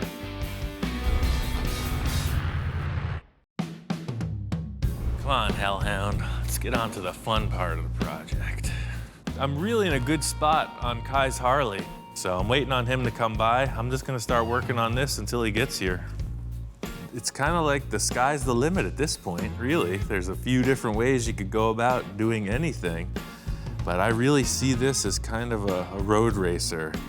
You can see when you're riding this bike, you're up here. I think I want to be more like racing, like this. I'm always looking for a starting point for all my projects. Looking through my stash, I found these headlights. There's just something cool about them. When I saw these headlights, I figured I'm gonna build the bike around these. So really, I'm looking at this as engine, exhaust, and headlights. All I have to do is make everything else fit. This bike wasn't something that I've dreamed of building for a long time. It was basically thrown in my lap. So I'm leaving this open to artistic inspiration. You know, whatever comes out. I'm not sure what it's gonna be. Bug-eyed, I like that already. Kai's bike is a definite. It's gonna be a really mellow, old school bobber. This Kawasaki is like my artistic release on this whole event.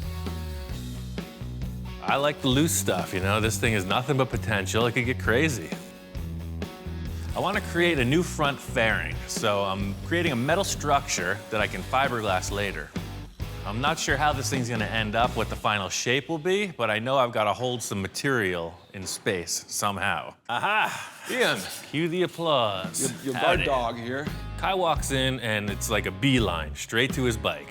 Oh, there it is. Wow, look at it. Wow, it looks nice, man. Yeah, it's getting close. To see the bike sitting there on his workbench, I mean, it looks great. You know, it actually looks like a bike at this point. You know, there's still a lot missing, but you can see what it's gonna be. Kai's looking the bike over, you know, it looks a little different than he saw it last, and the first thing his eyes go to is that oil tank. I'm just sitting back waiting for the response. I really like the oil tank, man. This looks really cool. Kai's first reaction was that I went to a swap meet and picked up an old chopper oil tank or something. But upon more developed conversation. It's a little canister that holds a water filter for like a purification system. He was slowly eased into the fact that I took some junk water filters and welded them together. It's kind of weird because I told him I didn't want any junk on my bike, and then he basically put junk on my bike. But I gotta admit, I mean, he did a good job. It looks great. Check this out. This is That's cool. your little filler. I'll polish that so it's just aluminum color. Yeah. Knowing Ian, I kind of figured he'd come up with something like that. Damn, looks good. Kai's bike is missing a number of parts. This is the basket case you heard about. So we're just going through all parts lists, just figuring out what he's gonna have to get and what I can make. We're going over my bike and talking about different things that are still needed. I sort of glanced around to the other side, and there was his Kawasaki standing there, and I just kind of thought, what the heck?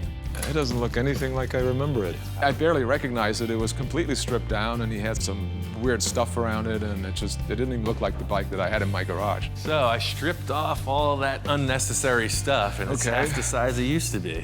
Spent some time trying to describe to Kai exactly where I'm going with this project, and unfortunately, I'm not that sure, so my argument wasn't very convincing. It's gonna be cool. Not as cool as this one, I hope. Well, we'll see. I can't even picture it. I know he can go crazy with stuff, so I don't want him to go wild on my bike. I just sort of need to rein him in a little bit, you know, if I can. The end result was that I convinced him that none of the crazy over there was gonna kind of come onto his project, so he was okay with that.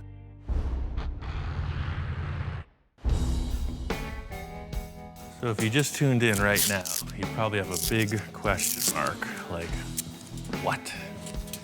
Is he just wrapping his motorcycle like a lunch sandwich? The answer is yes. Fiberglass will not float in space. It needs something to lay on. That's all this is. All this gets torn out later. All I'm doing is creating a pile of stuff to lay the fiberglass on. The way I'm laying it up looks like a disaster. A professional would not go about it this way, but I take my inspiration from Ed Roth. This is the way Ed Roth did it with his cars. He didn't do it with foil, he did it with plaster. He roughed out a big blob of something, and then he refined it repeatedly with fiberglass. And that's really where I got this idea from. No fiberglass for dogs. Beat it. You won't even wear safety glasses. How am I gonna let you near this stuff? So this will be a first layer, and the next ones will be put on a little bit more precise. It's a pretty rough looking setup. But if you look at the exterior surface of this, it'll just get more and more refined. The whole idea with this is that it is a sculpture, so just like you start off with a big, ugly piece of marble, you end up with a thing in a museum. This is the same thing. This is raw potential. So I'm in the heat of the moment, you know, I'm getting down. This is like arts and crafts hour, and Kai shows up on the shining steed. And I'm like, wow. I'm there working on this junky old bike, and he pulls in like Mr. Rockstar. Hey, hey. Say, that's a nice bike. You like? Yeah. I have this Harley Heritage Softail because I do a lot of test rides for Rhode Iron magazine. And so I get a new bike pretty much every month, a different bike, that I then have to ride and photograph for the magazine. That thing is clean. That's like a pearl white paint, too. That thing's nice. Yeah. So, what the hell is this, man? It's arts and crafts hour. This is, You never saw somebody make a motorcycle out of aluminum foil and fiberglass? This looks like it's from another planet or something. When Kai came in, you know, the bike was kind of half finished, right? I got stopped by his arrival, so it just looked terrible. It's like as if you dropped something right in the middle of the process. I looked at the Kawasaki, and I didn't recognize it. It looked worse than it did before. The hard thing to understand if you don't really see the process I go through regularly is that it gets pretty loose, so it always looks worse before it looks better, and it's starting to get bad. You can see that I'm pretty proficient at this, so if you want to put some kind of a headset or even a little extra action. In fact, if you want a blob on your handlebars. I think not. Kai's giving me the eye, you know, the stink eye, checking out my machine. So I just say, let's put it on the side and we'll get back on your project, nice and comfortable. Kai brought in a headlight and a few other things that were missing for this project. But before we start on the cosmetic stuff, there's a bunch of issues with the front forks we need to deal with. The problem with the fork was somebody didn't tighten it right, so the internal parts came apart. The whole concept here is you have to keep this shock absorber assembly extended fully, but the internal tubes telescope into each other. So I'm trying to push this up through the bottom of the fork tube, and they're just closing on themselves. There's no way to get them out of the top. No, that's the problem. This has to be extended. We were stuck trying to figure it out, and Kai came up with an idea. But see, because of gravity, it keeps this rod down, and we need to have it come up. So if we could somehow attach this to something like a wire, pull it in. Put a rod or put a thread rod on that. Yeah, pull it up. Put the spring, exactly. Press it, and push. There you go. That guy's good, man. Man, I'm good, huh? That's why he works. That's why he works with the big magazines. That's right. That's why I'm making the big bucks. Ian puts a little bolt on there, screws that in to anchor the string, and then we put the whole thing together and pull the string through the tube and up through the top. And it worked perfectly. I was really pleasantly surprised. It worked. Amazing. Ian is a out-of-the-box thinker. He always comes up with solutions to the most complex problems, you know, where you think, well, how the heck did he do that? So for me to come up with a problem where he says, hey, that's great, yeah, that was pretty cool. This thing worked, we screwed it together, put the finishing touches on the front forks, installed the headlight, and this thing's starting to look good. Last time Kai was in the shop, he was working on his bike. You know, he's getting his fingers greasy. Today he shows up and he wants to do his thing. Tells me he wants to pull off a photo shoot for one of the magazines with the new motorcycle he was given. I've got this test bike for Road Iron magazine. It's a Softail Heritage Classic. And the lines of the bike remind me a little bit of the Sportster lines. And so there's definitely some parallels there that I thought would look good in a photo shoot. Well, I ain't got time for no photo shoot, you know? I like to build stuff. So I'm gonna use some valve springs he brought in and try to mount his seat. And so I'm trying to get Ian to set the Sportster up behind the test bike. Can you move the table a little bit back? Say when. Right there is good. I'm in the middle of stuff, so he's trying to utilize that. Could you stand over here, not in the way, da-da-da-da-da. I'd like to get some... Oh, now he's working on that. Jesus Christ. I need you to get out of the picture for a little bit so I can just get the shot of the bike and not you. It's like he's running stuff, and that's it's caused a little conflict. Okay, wait, hold on a second. Where you gonna cut this? Can you cut it on the other side? I'm trying to get him to do certain things for me, like work in the background on the bike and maybe grind something so you got these sparks flying. Hey, by the way, if you could maybe get me some sparks in the background. Sparks? Yeah, for some added drama, you know what I mean? I'm in the groove. I get pretty serious, and Kai is the same way with his deal. But, you know, I could see that he's not wanting to let me do what I need to, so I'm gonna roust him a little, you know? I can give it when I'm getting it. Don't piss me off! I guess we all have our limits, so, you know, it's Ian, so he'll get over it in a split second and everything will be kosher. In the end, Kai got all the shots he needs. I get the seat welded in. I want to lift this off the table, put the rear tire on, and have Kai sit on it. That's really what I was hoping to accomplish. It's way too heavy for two guys to lift. So I'm going to come up with a special armature apparatus thing. You know, it's what us professionals do. Well, then he has his forklift coming in, and I'm thinking, what the heck is he thinking? I mean, a forklift's a bit dramatic for a little bike, you know. Kai was, I think, awestruck by my rigging potential. And this is gonna hold? Ian has some very strange ideas sometimes, and that was one of the stranger ones, I think. I mean, he's using these tie downs to wrap this thing every which way, and I'm thinking this thing is gonna just drop to the ground. So what I'm gonna ask you to do, sir, okay, man the forklift. Hop in. Hop in? When it's in neutral. Now, you know I've never driven anything like this before in my life. You don't have to. Okay, all you have to do is pull this one when I say. And if I say push it, push it. You're just gonna see how it balances. Pull it. Give it a little gas. Once the thing picks up, you can tell it's gonna hold. So we're not driving around too far. I'm just gonna move the table, drop it on the floor. See that, man? You're a natural. Boy, this is fun. I could be a professional forklift driver. As usual, Ian knows what he's doing. He's done this before. Hot diggity dog, look at that. Wow. To me, the most exciting moment at that point was to be able to actually see it on the ground. I was speechless for a few minutes there, you know. After all these many years, it's like, yeah, this is right. This is just the way it should be. Perfect, man. This is awesome. I think the thing that Kai liked most about it was that it was comfortable.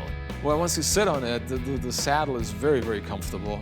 You know, it's just the way it's supposed to be. I can't wait to ride this thing. Feels good. It feels like I belong on this bike. Huh. This is pretty damn cool. It's gonna be all right. Yep, I think so. You know, I'd say it's a close runner-up to the motorcycle that I'm building. It's a good-looking machine. You're definitely gonna take second place. You think so? Well, things got heated a little earlier in the day, you know, so I don't hold grudges, but I like to stab it back a little once in a while. So Kai's sitting there admiring the machine, and I'm thinking, you ain't seen nothing yet. Just look at that thing over there. You got your fiberglass drooling off the rear fender. I mean, that's got a look. It's kind of Sigmund and the Sea Monsters right now. It's pretty groovy. Well, the way it looks right now, I don't think it's going to compete anywhere. I'm still not 100% sure which way he's going. I see the fiberglass sort of like dripping off the damn thing, and he can probably work wonders with a Kawasaki, but it's a Kawasaki, you know? It's not meant to look great. And you know, there's only so much you can do, even Ian. I have seen nicer bikes, though, in my life. I can't say I've seen uglier ones. Thanks. You're welcome. Kai's got that look in his eye again, I know, and I'm just gonna keep feeding him. He's unsure as to where I'm going, and I think the end result is gonna show. He's surprised me before, and I wouldn't be surprised if he surprises me again. After Kai kind of tore into my bike, it got me really motivated to make some progress on it. I need to smooth out this fiberglass, get onto the body filler, make a smooth, streamlined body panel for this thing.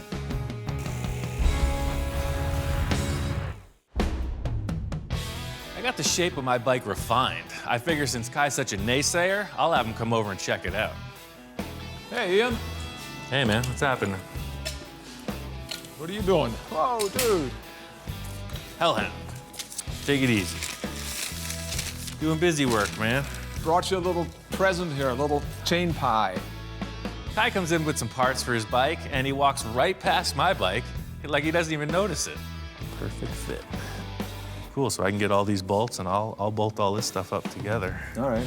But I'm busy on something right now. What are you doing? Another mad scientist experiment.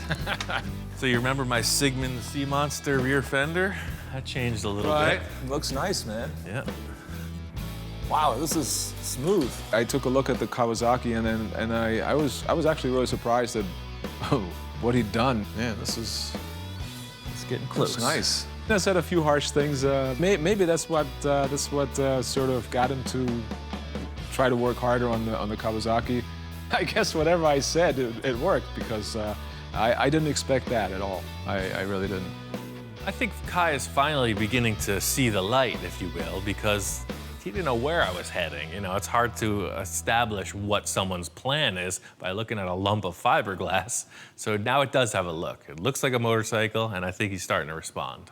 So the point I'm up to here is setting up for the old barbecue. Every mad scientist's lab needs their heating element. Oh, I should have brought my camera, man. This project is really just a culmination of so many different skill sets I've been working on. You got your metal fabrication, finished bodywork, paint, and now this new plastic forming thing. So I just keep stacking them up. Pretty soon I'm gonna need to get a sewing machine, injection molding for building my own tires. I mean, who knows where it could go. I wanna create a really cool acrylic bubble that will represent the windscreen. And Kai's seen me do a lot of things, but he's never there for the process. So I'm gonna have him help me out with it.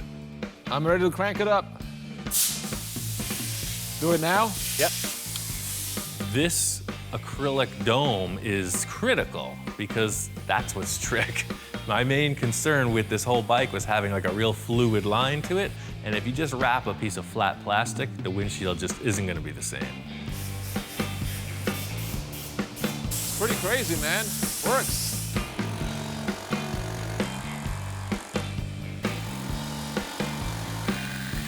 All right. Look at that, man. That looks like a racing motorcycle. I gotta tell you, man, this looks pretty damn good. I was kind of turned the corner on this. All of a sudden, you could see that I'm serious. I got a plan. Yeah, it's starting to look like something, man.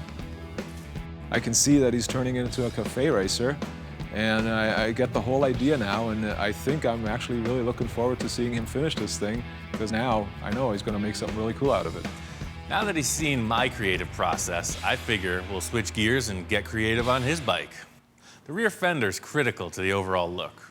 You had this fender, and it's a front fender, and I know you only want to run a rear, and the issue is that it's too wide for this. Yeah. I got this fender from my friend Gary. Okay. And this is a rear fender from, I don't know what year, 80s, some kind of shovel head or whatever, but just old stock, never been used. Just gives it a little more room, you know? Size-wise, it's ideal, but it wraps around too much, so we don't want that. We want to have a better look to it. Just tell me what you're thinking proportion-wise, and then Okay. I'll just trim it to fit and make some brackets. Should be pretty easy. The whole idea was to cut it and to figure out how short it should be, and he just says, all right, here, you do it. I mean, it's kind of like it's your problem. It's all you. It's all me. The look of the bike could be ruined if it's a little too short, if it's too long. Adding weight to the importance of this whole thing is the fact that it's the only fender on there. There's no front fender, you know? So if you're gonna have a fender, one fender, make it right. You know, it's gotta fit perfectly. He made it my decision, and that's okay because it's my bike. It should be my decision, and so I think I got it to where I wanted, and I think it'll look great. Yeah, I like that. The last thing to finish it off was to make some mounting hardware. The rear part of the fender sort of hung over it, and Ian then had the idea, what if we moved the whole support system back a little bit and line it up with the end of the fender? Once I thought about that, it was like, yeah, that's perfect. That's what we got to do. Cool. I love it, man. This is awesome. It's getting close. Yes, sir. Aesthetics is a big part of this whole thing. This is why you customize bikes. I'm totally excited about it because I can see it's becoming more and more of a bike. These bikes are almost done. A few more things, and we're ready to ride them. For me, paint is a time to get loose. I like to try crazy stuff. I got some ideas for sort of a racing-inspired paint scheme. I'm gonna get down. Bottom line here is I don't know what I'm doing. I don't know where this is going. I might just sand it all off. I know I want a number. Doesn't look good, I'll just do it over. Got tons of free paint. Thanks, Eastwood. I'll just keep painting. You know, the Terminator chose the Harley, but that other Terminator chose the Kawasaki cop bike. One Terminator drove, jumped into the freaking LA riverbed. Then the other bike jumped out of a building onto a helicopter, and that's the one I got, so I think that's what Kai and I are gonna have to do to test these things out. Let's see who pulls it off. I got a bunch of these finishes from Eastwood. It's really cool. It's just it's a candy coat. The more you thin it out, you can get different variations of the same tone green. I want it to be like a heavy metal flake finish. I'm just gonna use the flake right out of my hand because I want it heavy, and voila. Not 100% sure about this design. It's starting to get a little crazy, but the good thing is I could always repaint it. The whole thing with this paint scheme is just like the bike in general. I wasn't dying to do this. I'm just messing around. Yes, Nose, can I help you? He's always up on my stuff.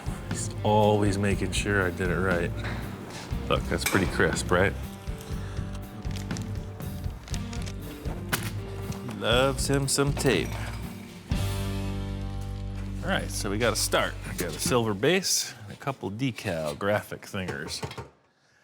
So you see him coming up with these spears. I'll do the same deal on the front, but I want to have some kind of action coming off the number.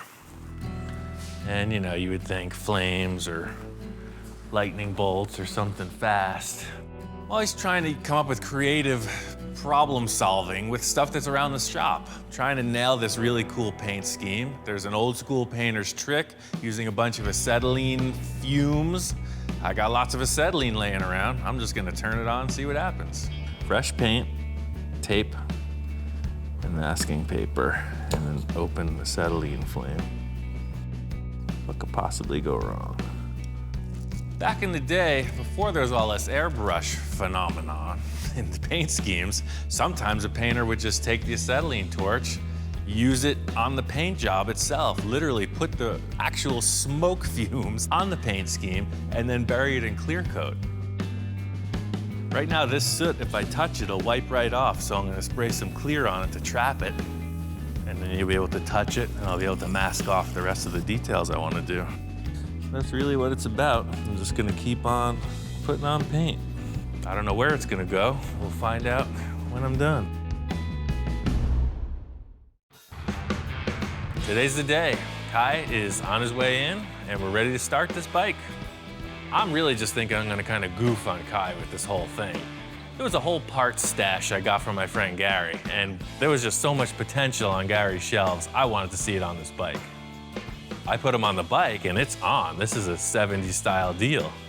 I don't care if Kai doesn't like it. I like it. No chopper style bike is complete without the ultimate sissy bar. This is just a goof, right? So I'm just gonna take a piece of this rod. It's a little tube, I'm gonna fold it in half. Set that thing up with the cool cat eye lens, tail lamp, voila. I'm really feeling it now. I mean, standing back and looking at this thing, it just needs one more element.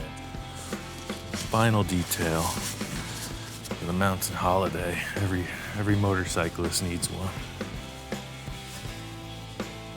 Nothing says commitment like all the details. See what I'm talking about? Not everybody is hip to the trip. It just needs like 10-foot long forks. You're there. Hey, Ian. How's it going? Good, man. Got your bike just about ready to start. Oh, man, check it out. Did a little restyling. Holy moly. Look at this thing. Fishtails and everything. This is terrific, man. I love this. This is great. When I walked in, I was really surprised at how the bike had changed. Yeah, he may have meant it as a joke, but I was digging it. I was loving it. Man, this is awesome. The joke was on me. He walked in and loved it. I thought you were gonna hate it.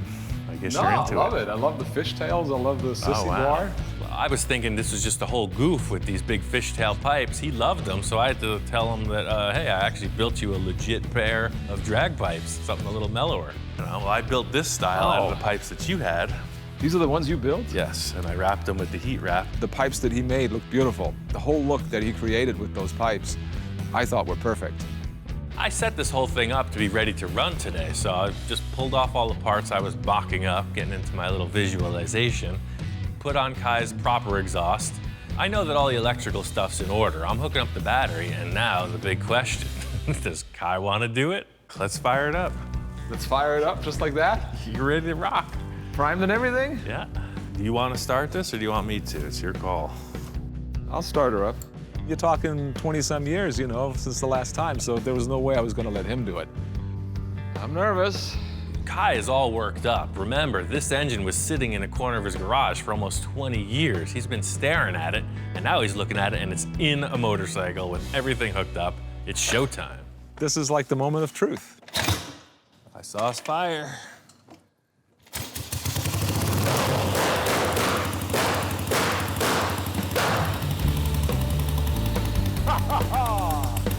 All right. And it actually started up, and that was hellacious. I loved it. That was the moment that I'd been waiting for, really, to see that motor working again and listen to it and hear it fire. And hey, it worked. Wow. That was only the fourth kick. I was totally stoked. I mean, this is what I've been waiting for, you know? 20 years. This is awesome. Kai's all charged up. He's feeling confident, and I'm thinking, you know, I know machines. We got to get this thing warmed up. I'm ready to start tuning it, you know? I'm going to turn the timing a little bit and start to get it right, and then all hell breaks loose. Whoa, whoa, whoa.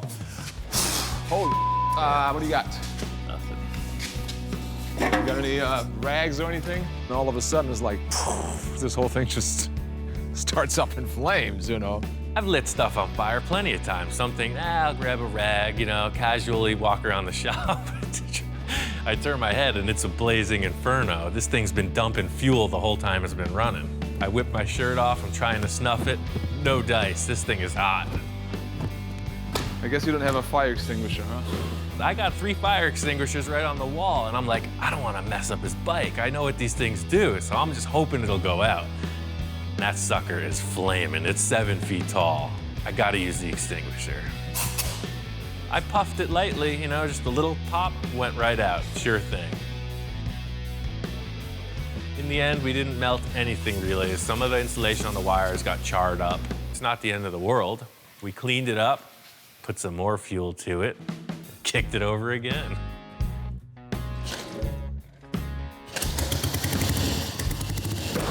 And it fired up again. It runs good. It's gonna be good to go. I'm just glad you remembered you had a fire extinguisher. I was looking around all over the place. I knew where they were, but I'm just like, I don't want to make a mess. It's only Kai's motorcycle. I don't want to dirty the floor. Thanks a lot. Kai wants a simple black bike. It's old as history itself. It's a classic look. You can't go wrong. I got these vintage flats paints.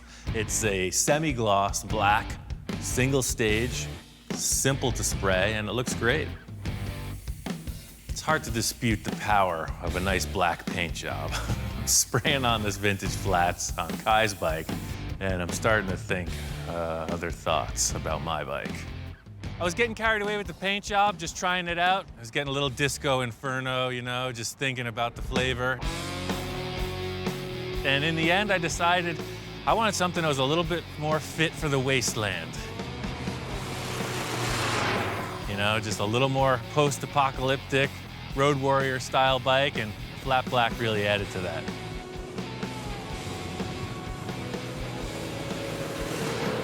The whole deal with this project was the transformation. You saw this kind of very upright police motorcycle, and I just took it all wrong and made it gnarly, a very aggressive machine. I knew what was inside of it, and I just let it out.